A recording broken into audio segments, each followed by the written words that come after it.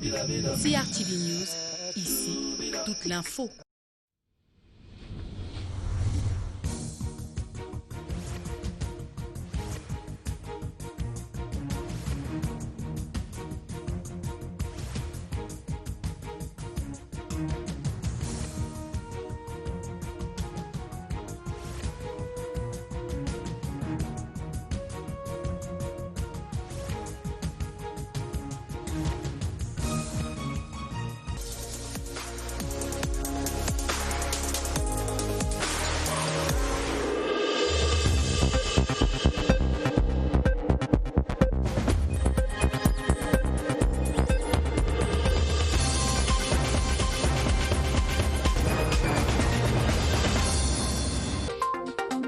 Prime Minister Joseph John Gute goes visiting the Shan 2020 accommodation centers in Yaoundé, appraising the quality of work done so far while encouraging contractors to hasten up with the finishing touches.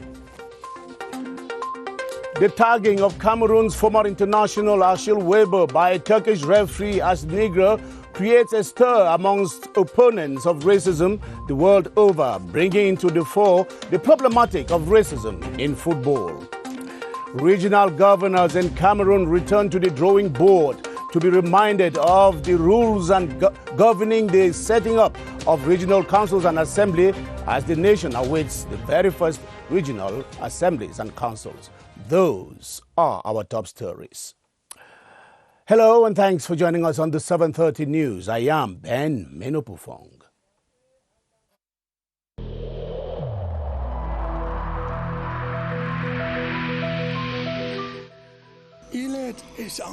Each of us must comply with the measures that have been taken.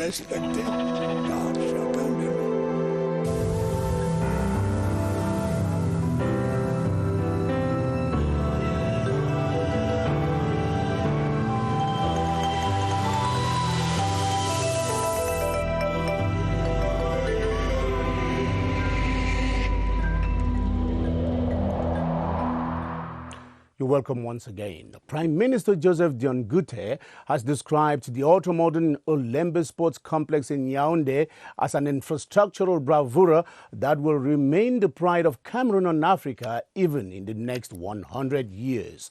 The PM was speaking after an inspection visit to the complex and the Amadou Ahidjo Stadium, expressing delight at the standard of the infrastructures whose annexes will serve as training grounds for Yaoundé-based teams of the 2020 African Cup of Nations that opens in 36 days.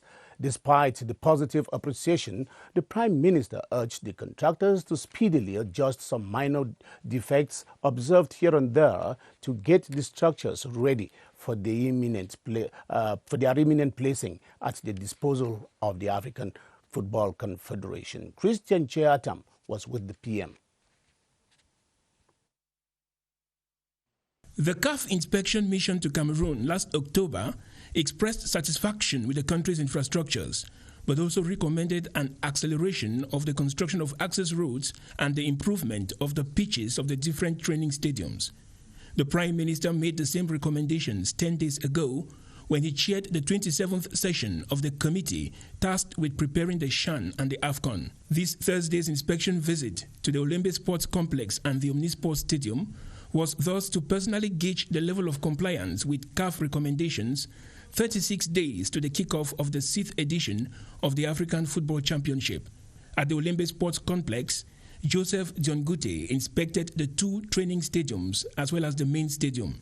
At the Omnisport Stadium, the Prime Minister visited the annex stadium, the Presidential Tribune, the Press Center, as well as the pitch and dressing rooms. During a closed-door walking session with main actors concerned with the infrastructures, the head of government enjoined them to work in synergy and ensure that all pending tasks are completed in time for the tournament. At the end of the visit, Joseph John Gute expressed satisfaction with the overall appearance of the sports facilities. He said the infrastructures are modern and sophisticated and can compare with any such structure anywhere in the world. After the inspection tour, the Prime Minister expressed satisfaction with what he saw on the ground, inviting Cameroonians to be proud of these modern facilities being put at their disposal by the President of the Republic. Let's take a listen of Joseph John Gute. I decided on the instructions of the head of state to visit this beautiful, wonderful infrastructure that the head of state has given to the Cameroonian people. It's been a pleasure to see all the wonderful improvements that have taken place. And I can assure Cameroonians that they should be proud of what we have achieved. It is true that we have a few details to complete. Some of them will be completed. The CHAN competition begins, but I think every Cameroonian should be proud of what we have, because this is comparable to what exists anywhere else in the world. All I'm asking Cameroonians now is to support this competition when it begins, to come to the stadiums as much as the numbers can permit, and to enjoy this wonderful infrastructure and to enable us, even within this dire period of COVID, to have a smile on our faces. After being hard hit by the COVID-19 pandemic, hotel managers are looking up to the African Nations Championship as a golden opportunity that will bail them out of the morose business that the pandemic flung them in. Now that the Confederation of African Football has raised the number of persons per delegation from 30 to 40, coupled with the fact that only one player will be lodged per room, hoteliers are more than ever before hit up that their business will be on the boom once again. Yoti Kaleli Songa reports on how the hotel sector is bracing up for the glory days ahead. A silver lining in the COVID-19 dark cloud, the African Nations Championship, CHAN, has got hoteliers anticipating huge profits. CHAN is a very great opportunity for us. It's true that it will not solve all the losses we have sustained from the beginning of the year up to now, but still it brings people in the hotel for 1 month. The profits will be there. Moreover, the players will each occupy a room this time around. All rooms will be sold. This will enable us to make some good money during that time. Aesthetics is key. Handymen are putting things in shape, and kilometers away, refurbishing is ongoing to provide the best comfort. The room has been reshuffled, and we are also planning to paint all the hotel. Security has also been beefed up. We have video surveillance, police. We can set a tag at the door of the rooms that this room is COVID-free. They remain on their marks, waiting for January, just before the whistle is blown for the CHAN kickoff. And when football becomes a breeding ground for racism, nobody, especially not Achille Weber, can stand it. That's how there has been a massive outpour of indignation from Cameroon and abroad against the Turkish referee who disdainfully referred to the Cameroonian former international as Negro, a statement that embittered not only Achille Weber, but both his Turkish side and the visiting Paris Saint-Germain to stop the match in protest. Here is Baldwin Sama with a chronicle of a tale that smacks of racism. The outcome seems happy as per this image. Nasser El-Velayifi, the president of Paris Saint-Germain, handing over a jersey signed by all his players and staff for Paris Saint-Germain, expressing their solidarity with Achille Weber, victim of acts of racism. By annulling the red card received by Achille Weber, reprogramming the match, and above all, the decision to change the fourth referee indicted. During last Tuesday's UEFA Champions League match that pitted Paris Saint-Germain against Başakşehir in Istanbul, the match was interrupted at the 14th minute of play when Achille Weber, deputy coach of Başakşehir, was red-carded for refusing to accept the referee's decision. Things went sour when the Cameroonian coach was referred to as a Negro by the fourth referee, the Roman Sebastian Kodlescu. Achille Webo cried foul against racism, and in the same light, Senegalese-born Demba Ba and Kylian Mbappé, and finally, both teams decided not to continue playing. The president of Turkey, through a tweet, firmly condemned the racist statements. Demba Ba and Kylian Mbappé on Twitter did same. Supporters and players had hitherto been authors of acts of racism, but this time, referees are indicted. On to other news now. All 10 regional governors of Cameroon converged on Yaoundé via video conference today to be briefed on the role they are expected to play in the holding of the first session as of right of regional councils and assemblies. The Centralization and Local Development Minister Georges Langaubam, who convened the meeting, admonished the regional chief executives to stick to the law and nothing but the law. Ebenezer Akanga has details of today's encounter. According to the law, the regional councils and regional assemblies will hold their first sessions as of right on the second Tuesday following the proclamation of results of the elections. To go by the law, therefore, the first sessions as of right will hold on Tuesday, the 22nd of December 2020. The meeting that held by video conferencing between the Minister of Decentralization and Local Development and the 10 regional governors was to brief them on the supervisory role they have to play in the holding of the first sessions as of right. The law is very precise about the roles that the governor is playing, the role that the president of the regional council is playing. I just want to trust those who are going to be elected. I want to trust the governors that they all know what is the role of each of them, and that everybody will remain in his corridor and do the work that is expected. Presentations were made edifying the governors on the advisory role they have to play as representatives of the state. Above all, they were called upon to ensure strict respect of legality. Some 14 automated toll stations will soon be erected on some major highways in the country. The foundation stone for the multi-billion project was laid today in Bankomo on the outskirts of Yaoundé by Public Works Minister Emmanuel Nganu Jumesi. Joyce Kimbi Fowajo reports that the project is a build, operate and transfer agreement that will be managed by the Tollcam partner for 18 years before ceding it to the Cameroonian government. Joyce? Historic concrete laying in Bankomo, marking the kicker of the construction of 14 automated toll stations, replacing the present manual and archaic on some tarred roads in Cameroon. The private partners has brought the financing. He has brought more than 34 billion and 742 millions for the construction of this infrastructure.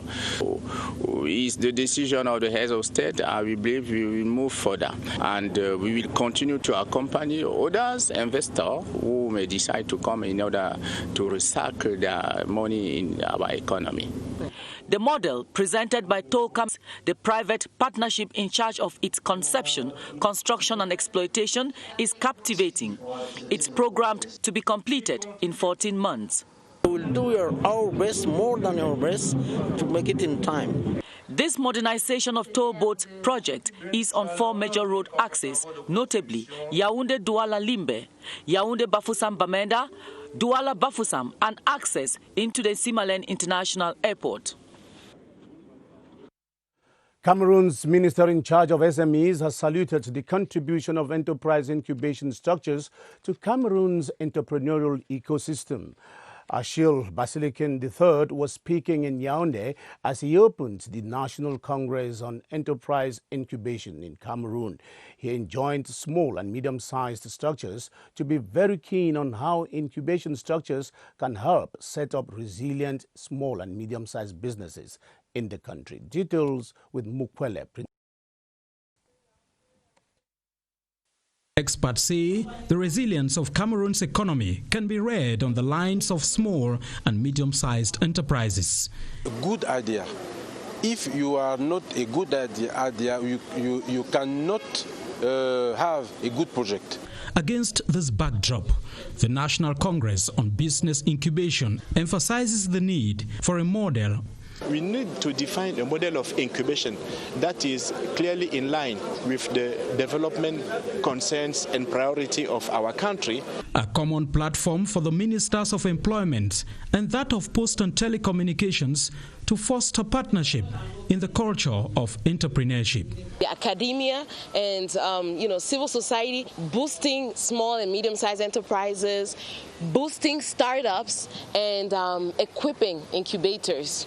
Success stories told by business developers demonstrate the readiness by the private sector to complement government's endeavor in the business development. Thanks for watching the news on the Cameroon Radio Television, the CRTV, as we beam live from Yaoundé.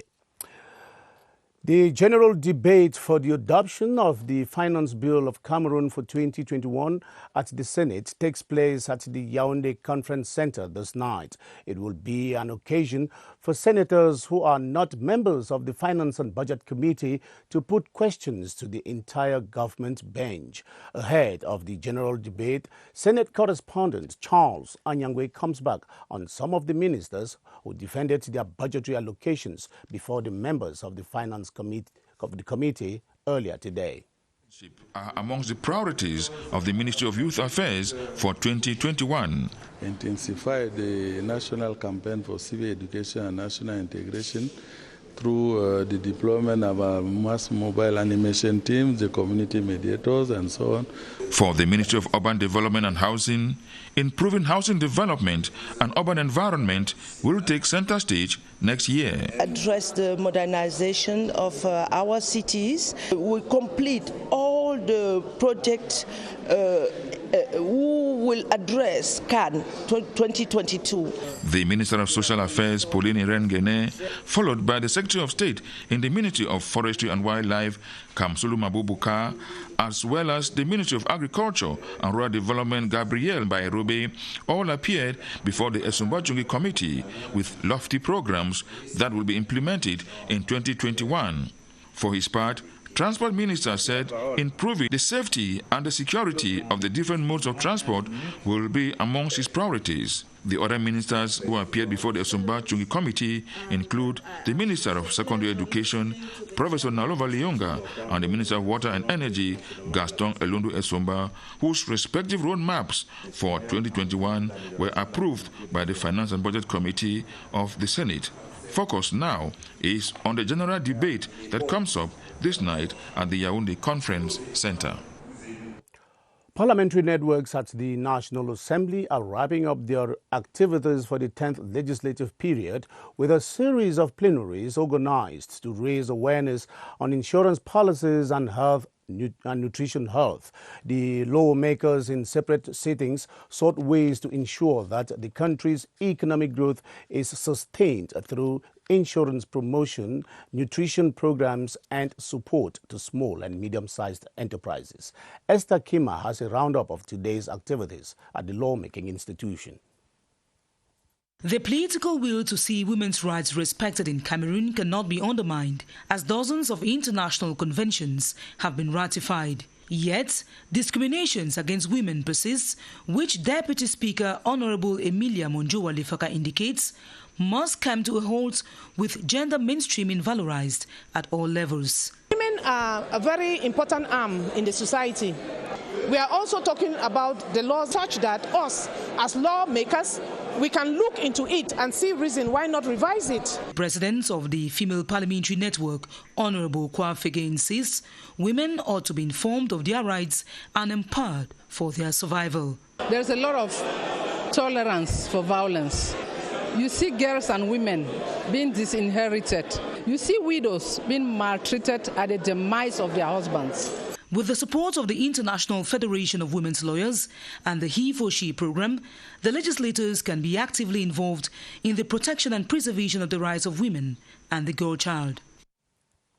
On a similar note, members of the Parliamentary Network for the Diasporal, Decentralized and cross-border cooperation are pursuing their advocacy to reconcile the state with the diaspora. The Minister of Finance, Louis-Paul Motaze, yesterday granted an audience to the members of the network as they sought to know the measures put in place by the government to consolidate the bond between the diaspora and the nation. Rita Makang has the details of their encounter with the minister. The advocacy tour of the Parliamentary Network for the Diaspora, Decentralized and Cross-Border Cooperation lands this time in the Ministry of Finance. Principal objective, submit the cry of Cameroonians living in the diaspora in the attempt to invest in their homeland, but with lots of difficulties. The finance law of this year, running through 2021, there's a lot for Cameroonians, and we are saying that trying to see how we can disseminate information that our brothers and sisters out there should know the opportunities that we have in Cameroon. At each stop, the problem of smooth communication on government strive to promote the diaspora is raised, a hitch that Minister Louis-Paul Motaze promised will be looked into in the days ahead.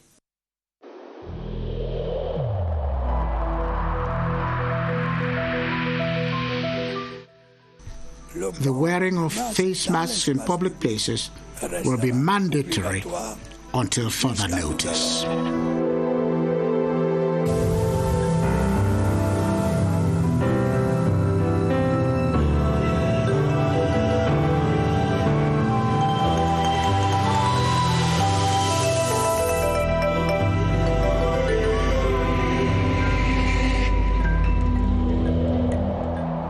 As Cameroonians get ready to celebrate the end-of-year feasts, health experts are calling on them to strictly respect barrier measures against COVID-19, given that the virus easily spreads at gatherings. Reducing the number of persons tested positive for the virus remains the main objective of the government of the country. Let's now join Baldwin Sama at the Public Health Emergency Center for updates on this issue. Hello, Baldwin.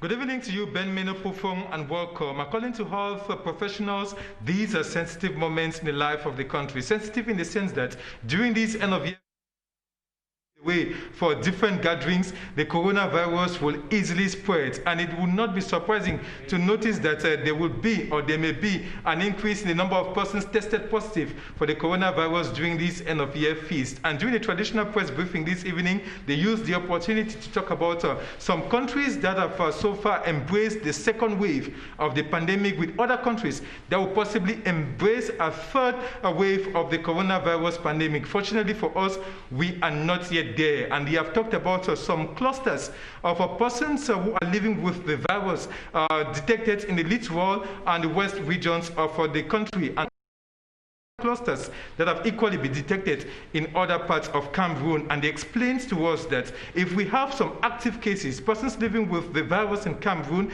it is simply because more and more Cameroonians have stopped respecting most of these outlined barrier measures against the coronavirus. And given that we are in the month of December, they are discouraging Cameroonians from promoting more of these gatherings that will permit the virus to easily spread. And some of these gatherings, such as markets, nightclubs, even in churches, they are discovering Cameroonians from finding themselves in places where there is no respect of physical distancing, with the key message being that the coronavirus is still very much present among us. We should simply continue respecting barrier measures. Back to you, Ben Menopofo. Thank you very much, Baldwin. All of that was good to know. Timber exploiters in the country have opened reflections in Yaoundé on how to conserve the forest while respecting the laws regulating the sector. Their discussions are also exploring ways of gathering information and data related to timber and forest exploitation in the country. One of the participants at the meeting, Ashil Jabgu, now explains how important the exchange is to them.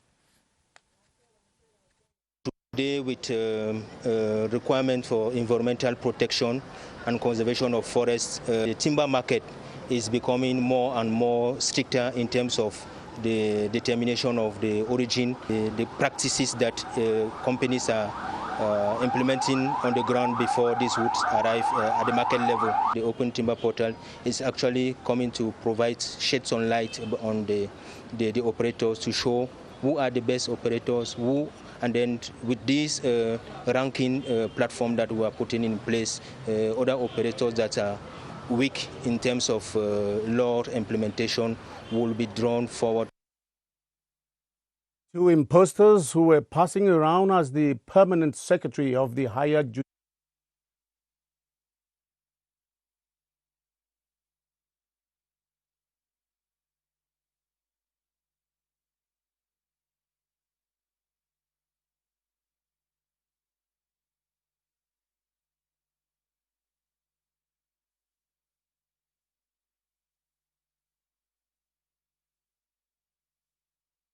Achille and Jean-Jacques, two prison graduates, are suspected fraudster middlemen who called and extorted money from about 10 magistrates and some directors general on the eve of the Higher Judicial Council meeting, passing for the permanent secretary of the council, Abel Minko.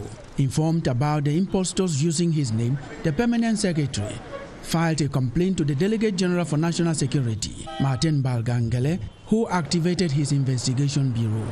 We received the phone number from the person who has been contacted by the suspect, and we started our investigation and we localized the suspect in the town of Douala, and we went there and we arrested them. For reasons of privacy, the victims have not turned up to say how much they lost to the suspects, who were caught with 500,000 CFA funds. When you are contacted by the person or the number you did not know, it's better to inform the police, and the police will do the rest.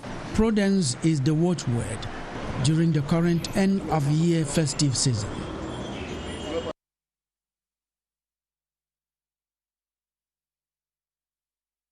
An agreement to stop respecting the Monday Ghost Town operations in the town.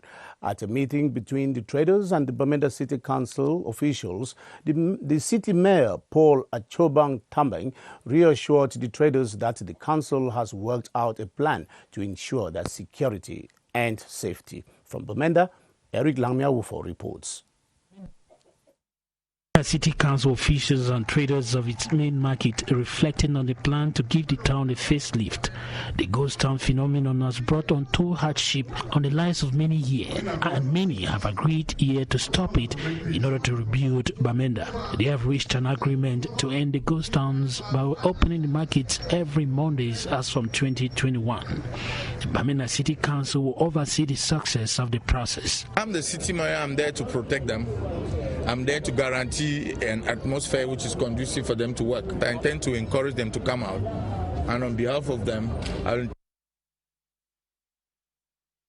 city mayor, I'm there to protect them. I'm there to guarantee an atmosphere which is conducive for them to work. I intend to encourage them to come out, and on behalf of them, I intend to find a way to usher those who are timid to come on. They intend to work with civil servants also in 2021 by asking them to go to work every Mondays. The MTN car gift caravan has touched the city of Douala, where smiles were put on the faces of several loyal clients who won cars and other gifts in the MTN Anniversary Bazaar.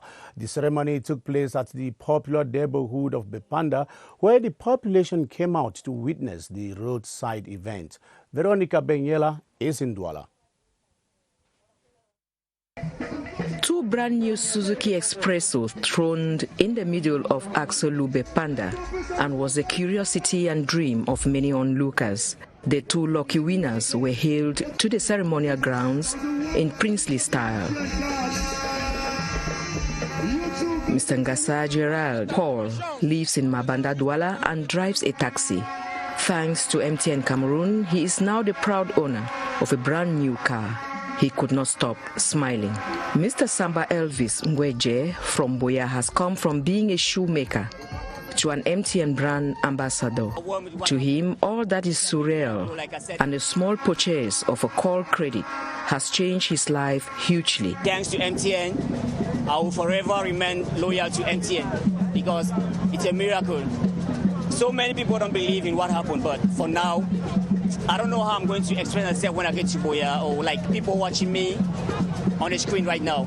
The Director General of MTN Cameroon heartily congratulated the two winners for being faithful to MTN. Nothing is better than giving back. Reasons for the 20-on-20 reward jamboree. We've got more than 10 million customers who put their faith and trust in MTN. And MTN is the network of the people.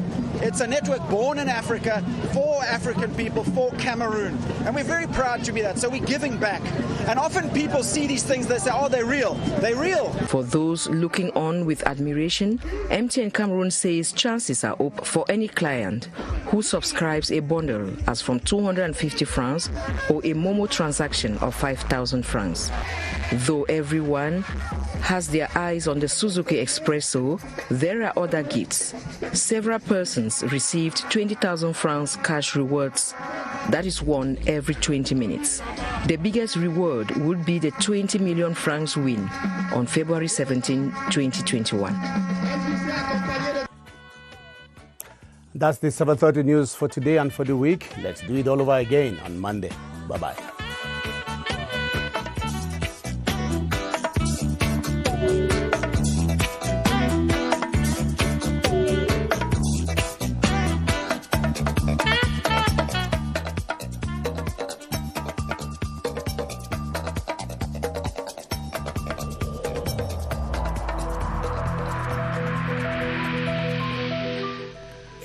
In this connection, we should avoid stigmatizing.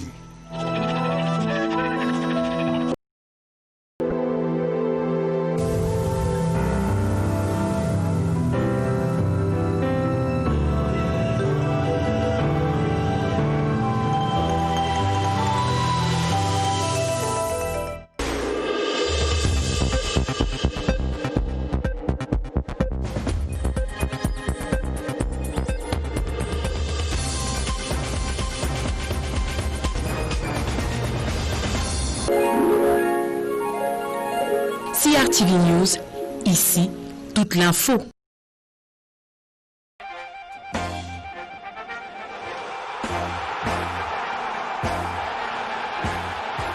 Formé au Cameroun, j'ai joué à Puma Football Club et dans le Cameroun de Yaoundé.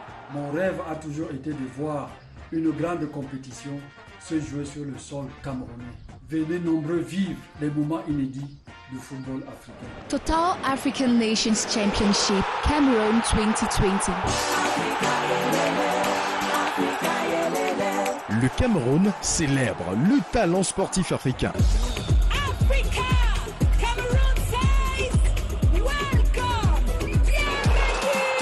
Du 16 janvier au 7 février 2021, dans les sites de Yaoundé, Fandena, Douala, Bepanda, Douala, Japoma et Limbe, Bouya.